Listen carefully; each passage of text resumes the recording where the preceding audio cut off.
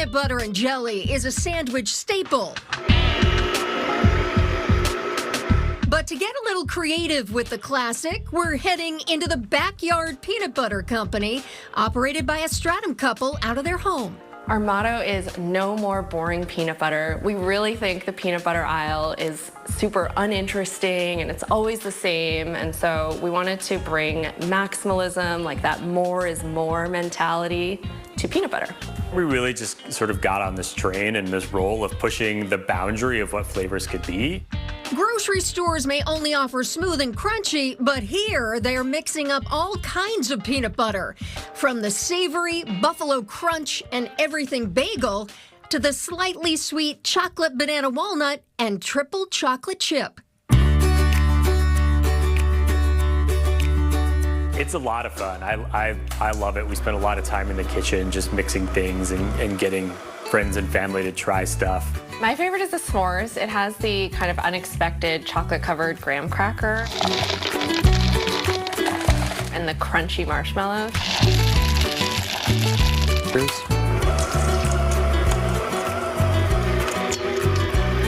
So that's a spoon-fed peanut butter for me. And I love Buffalo anything. And so from the very beginning, it was really important for me on a personal level to make a Buffalo peanut butter. This is our spicy ants on a log with Buffalo Crunch peanut butter and blue cheese crumbles on top. The Crunch is a buffalo coated peanut. That's really good. I like it. Thanks. It's very yummy. We are going to be making your salted caramel pretzel. Yes. Ooh, that yes. sounds great. One of our best sellers and one that we've had from the very beginning. They use a base with no added sugar. It's peanuts, roasted peanuts and salt, and then ground together. You can't go wrong with pretzels, caramel, and peanut butter. Peanut butter, it's a great combination.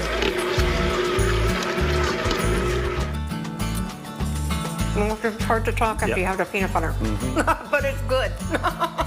Peanut butter is a really strong flavor, which we've learned through this process, and so it's hard to get certain ingredients to sort of meet that or exceed it.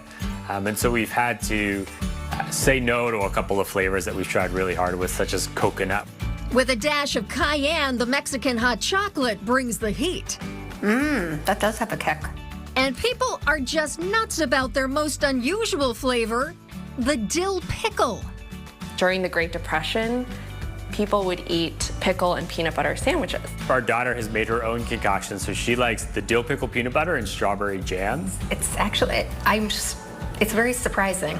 You should take it home with you. I mean, it's really good. We've made things like s'mores peanut butter pies, salted caramel pretzel peanut butter cookies, but then also just a peanut butter and jelly sandwich with our horchata peanut butter. You get a really nice crunch from the puffed rice that's in there. And now our kids, when they are asking what's for lunch, they say, what kind of peanut butter is in my PB&J?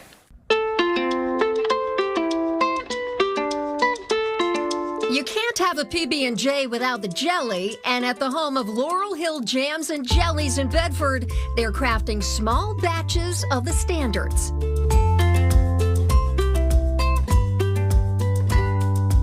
Really, any of our jams and jellies work great with a peanut butter and jelly sandwich. My favorites are really the classic grape jelly.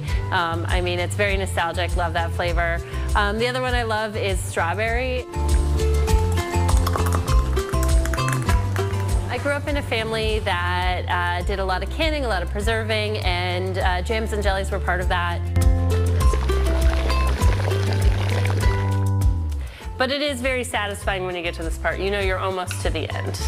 Owner Rachel Mack loves capturing fresh fruit flavor in a jar. So to make jam and jelly, they all are going to start with, sort of three basic ingredients. You're going to have, either fruit or fruit juice, sugar, and pectin. So I like to talk about jam and jelly being an art and a science. The actual jelly making, jam making, that's the art part, and then the canning and preserving is more of the science part of it. So what's the difference between a jam and a jelly?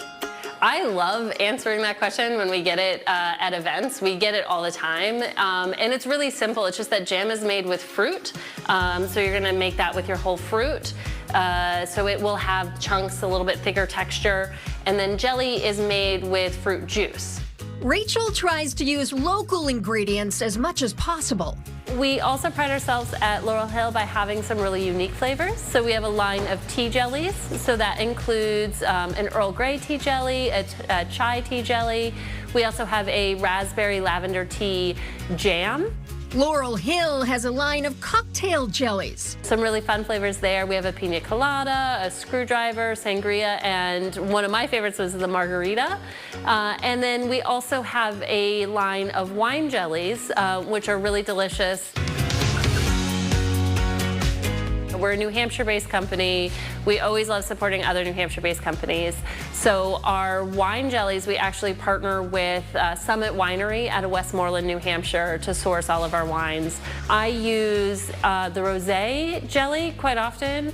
I'll mix that with oil and vinegar and make a salad dressing out of it. So there's a lot of flexibility and a lot of creativity that you can use with your jam and jelly. It's not just for breakfast.